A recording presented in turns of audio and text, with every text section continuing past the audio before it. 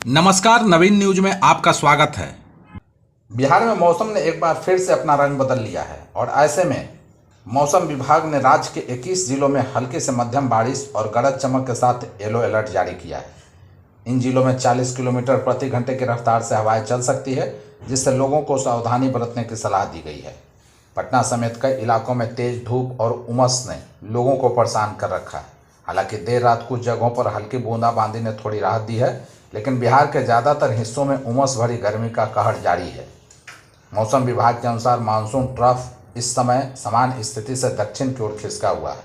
गंगीय पश्चिम बंगाल में एक चक्रवाती परिसंचरण बनने की संभावना है, जो बिहार में बारिश की गतिविधियों को बढ़ा सकता है।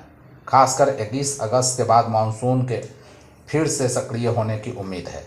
इस दौरान उत्तर बिहार के कई जिले जैसे सीतामढ़ी, मधुबनी, सुपौल, अररिया, किशनगंज, पूर्णिया और कटिहार में मध्यम से भारी बारिश हो सकती है। बिहार सरकार ने साल 2026 की छुट्टियों का ऐलान कर दिया है। इस साल सरकारी कर्मियों को कुल 44 दिनों की छुट्टियां मिलेगी। बिहार सरकार ने सभी सरकारी कार्यालयों में 11 दिन का समान अवकाश, वहीं 17 दिनों की ऐच्छिक प्रतिबंधित अवकाश मिलेंगे। इसके अलावा 15 दिनों के सार्वजनिक अवकाश घोषित किया गया है, जबकि एक दिन वार्षिक लेखाबंदी रहेगी।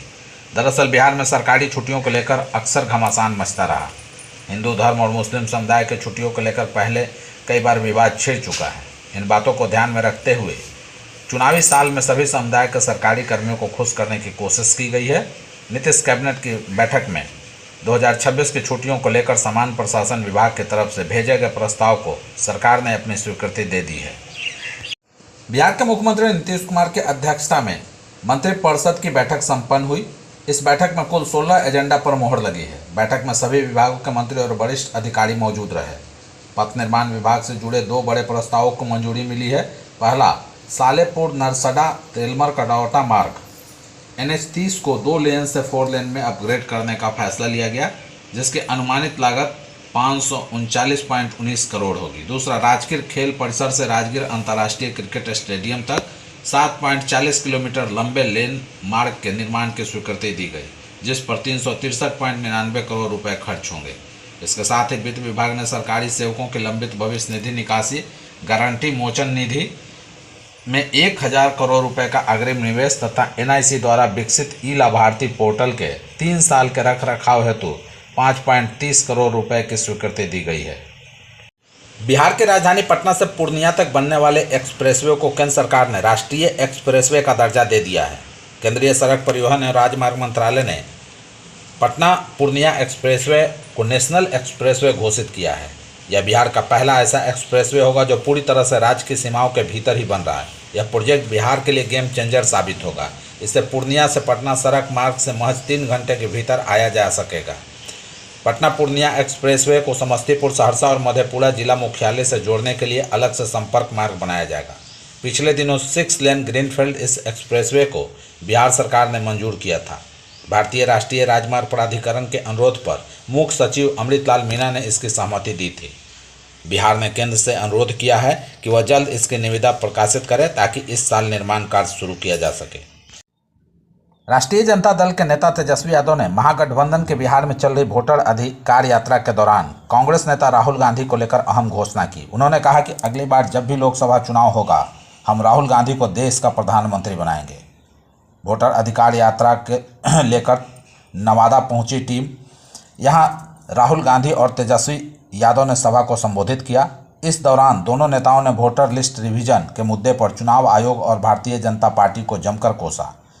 बिहार विधानसभा में नेता प्रतिपक्ष तेजस्वी यादव ने आरोप लगाया कि भाजपा के लोग चुनाव आयोग के साथ मिलकर गरीबों के वोट को अधिकार छीन रहे हैं। SIR ड्राफ्ट वोटर लिस्ट में कई लोगों का नाम काट दिया गया है। जो जीवित हैं, जिन्होंने लोकसभा चुनाव में वोट दिया था, उन्हें अभी मृत घोषित कर दिया गया है। उन्होंने कहा कि ये चुनाव आयोग और भाजपा के लोग समझते हैं कि बिहार के लोगों को चूना लगा देंगे, लेकिन हम बिहारी हैं, एक बिहारी सब पर भारी। इस बार जनता पाई पाई का हिसाब लेगी। नेता राहुल गांधी की वोटर अधिकार यात्रा के दौरान बिहार के नवादा जिले में भारतीय जनता पार्टी के नेताओं ने हंगामा कर दिया। हिसुआ में यात्रा के रास्ते पर प्रधानमंत्री नरेंद्र मोदी के पोस्टर पर कांग्रेस विधायक नीतू कुमारी का पोस्टर लगाए जाने से भाजपा नेता भड़क गए। पूर्व भाजपा विधायक अनिल सिंह अपने समर्थकों संग धरने पर बैठ गए। पुलिस ने उन्हें हिरासत में लेकर थाने में भेज दिया। जब राहुल गांधी का काफिला वहां से गुजरा तो थाने के अंदर से ही भाजपा समर्थक राहुल गांधी मुर्दाबाद के नारे लगाने लगे। इस दौरान राहुल भी थाने के आगे कुछ देर के लिए रुके। उन्होंने नारेबाजी कर रहे बीजेपी के नेताओं को अंगूठा दिखाया और फिर मुस्कुराकर आगे बढ़ गए।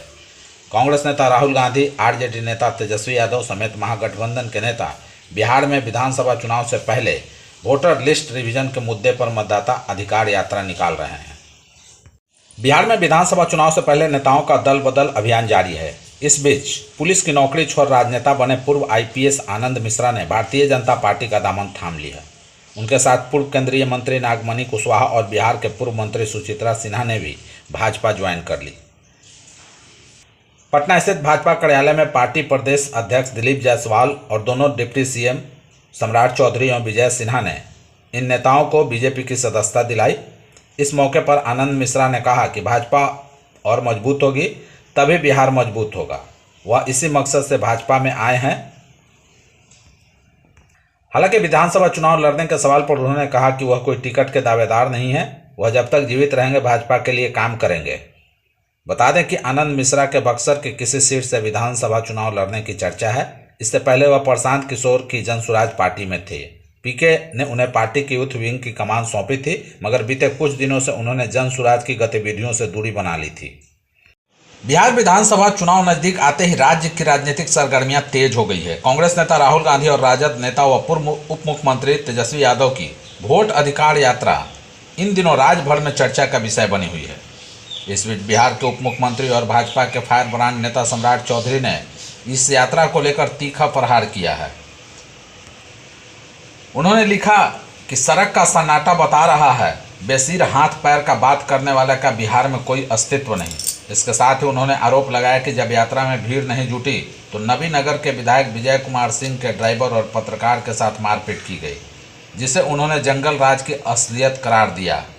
वहीं सम्राट चौधरी ने राहुल गांधी और तेजस्वी यादव को निशाने पर लेते हुए कहा, जनता इन्हें नकार चुकी है। दिल्ली और बिहार के राजकुमारों की फ्लॉप यात्रा फिर भी जारी है। यह बयान न सिर्फ विपक्ष पर सीधा हमला बल्कि एनडीए की आगामी चुनावी रणनीति को भी दर्शाता है, जिसमें विपक्षी यात्राओं और कार्यक्रमों को जनता से कटा हुआ दिखाया जा रहा है। बिहार का भागलपुर जिला अपनी खास पहचान और परंपरा के लिए जाना जाता है। यहाँ के गांवों की मिट्टी से न सिर्फ खेती की खुशबू आती है बल्कि उम्मीद और बदलाव की कहानियां भी जुड़ी होती है। अब इसी कड़ी में तुलसीपुर गांव के हिस्से बड़ी सौगात आई है। छोटे केले उत्पादन के लिए मशहूर यह गांव अब विकास की नई राह पर कदम बढ़ाने वाला है। दरअसल एरिस्टो फार्मास्यूटिकल प्राइवेट लिमिटेड के मालिक और बिहार के गौरव कहे जाने वाले उद्योगपति उमेश शर्मा और भोला बाबू ने तुलसीपुर गांव को गोद लेने का ऐलान किया है। बाढ़ पीड़ितों की मदद और गांव को आत्मनिर्भर बनाने की दिशा में यह उनका बड़ा कदम माना जा रहा है। उन्होंने कहा कि बिहार की धरती में असीम संभावनाएं छिपी हैं और अब समय आ गया है कि इसे विकास की ऊंचाइयों तक ले जाया जाए। तुलसीपुर गांव को गोद लेने के बाद उन्होंने भरोसा दिया कि जल्द ही यहाँ की तस्वीर बदल जाएगी। भोला बाबू ने गाँव वासियों से कहा कि आज की तस्वीर खींच लीजिए, 1 साल बाद देखिएगा तुलसीपुर बदल चुका होगा। योजना के तहत यहाँ विवाह भवन, आधुनिक सुविधाओं से लैस स्कूल, खेल सामग्री, शौचालय और ऊर्जा के लिए इन्वर्टर बैटरी उपलब्ध कराए जाएंगे। महिलाओं को आत्मनिर्भर बनाने के लिए गांव में ITI प्रशिक्षण केंद्र खोला जाएगा। यहाँ महिलाओं को रोजगार परक कौशल सिखाया जाएगा और नौकरी की व्यवस्था भी होगी।